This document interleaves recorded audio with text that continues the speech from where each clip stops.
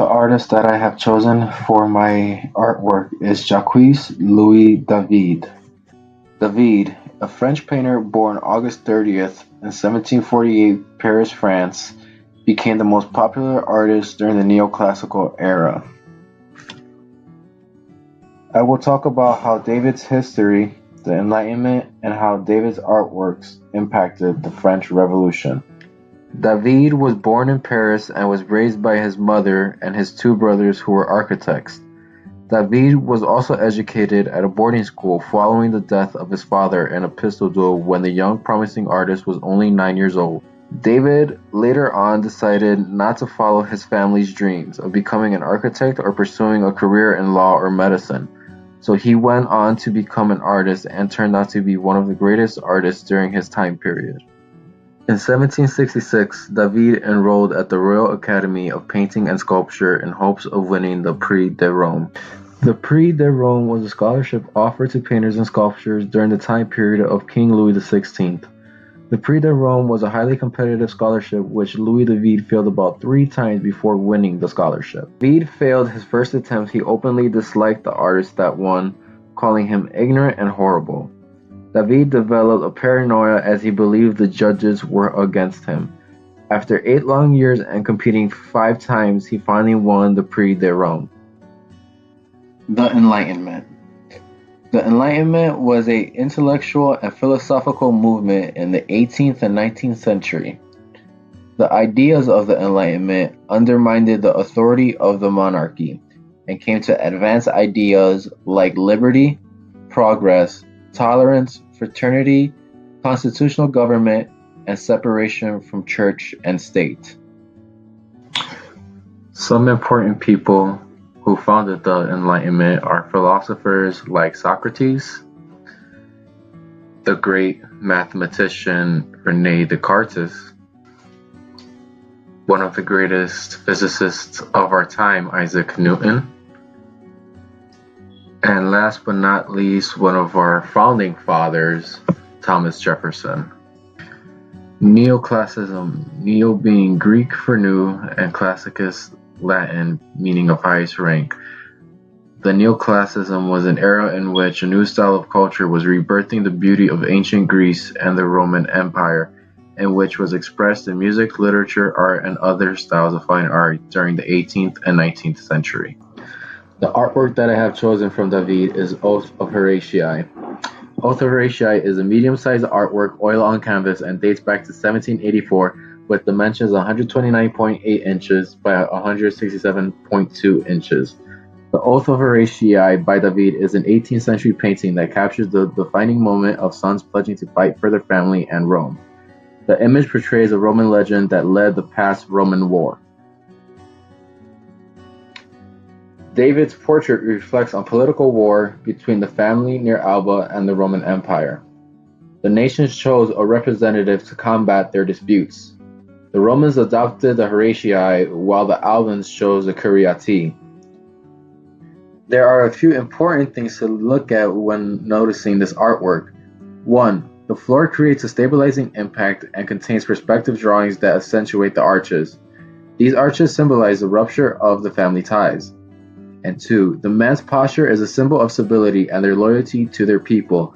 Therefore, the implication of the portrait is representing elements of selfless service, bravery, morality, and victory. The French Revolution, which also was a big part of David's paintings, lasted about 10 years from 1789 to 1799. The war began July 4th, 1789. During this time period, France was the most populated country of Europe, inhabiting about 26 million people in 1789. What caused the French Revolution? During the 18th century, France faced an economic crisis. With a growing population and a food supply that couldn't keep up, France was looking at a major crisis. The problem was so large at hand that even King Louis XVI realized it. As Paris became more expensive, the nobility refused to keep paying more taxes, and the peasants would be taxed the most, yet they couldn't keep up with the taxes. In 1788, a severe winter caused disease and starvation. By 1789, parents had no money. The war was also based on the Declaration of Rights of Man, or here in America as we know, the Declaration of Independence, on which this idea was adopted by, granting the people of France freedom of speech, press, religion, and equality before the law. During the neoclassical era, David painted a lot about Napoleon Bonaparte. Napoleon, who was a military leader and led several successful battles during the Revolutionary War, was also an emperor of the French from 1804 through 1814, and is also considered to be known one of the best commanders in history. The painting that you see here is one painting from David about Bonaparte. Crossing the Alps is a painting about Napoleon's determination to return to Italy to reinforce the French troops in the country and retake the territory seized by the Austrians in the preceding years. In the spring of 1800, Napoleon led the reserve army across the Alps. Although David was a supporter of Bonaparte, his support of the French emperor would lead to his imprisonment. After the fall of Bonaparte in 1815, Restoration monarchy fell into place and David did not support the rights of monarchy.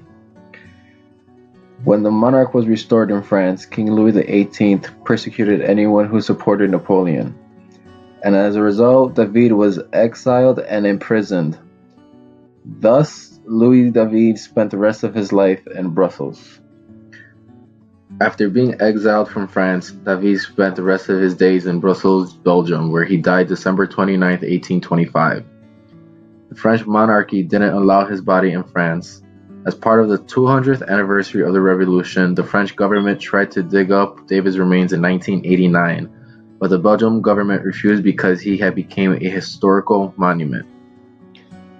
A couple other notable artworks is The Death of Marat, a radical journalist and a friend of David who was stabbed to death as he sat working in his bathtub on the night of July 13, 1793. Remarkably, when he died, David wanted Marat's body to be submerged in the bathtub during the funeral processions, but the body began to petrify. The Death of Marat became the leading image and immortalized both Marat and David in the world of the Revolution. Lastly, The Death of Socrates of 1787 is an oil on canvas, and this artwork depicts sacrifice. David made this painting as he believed the suicide of Socrates to be a noble and admirable act. In this painting, he sits upright as he gets ready to drink from the poisonous bowl, as he would rather die than to renounce his teachings.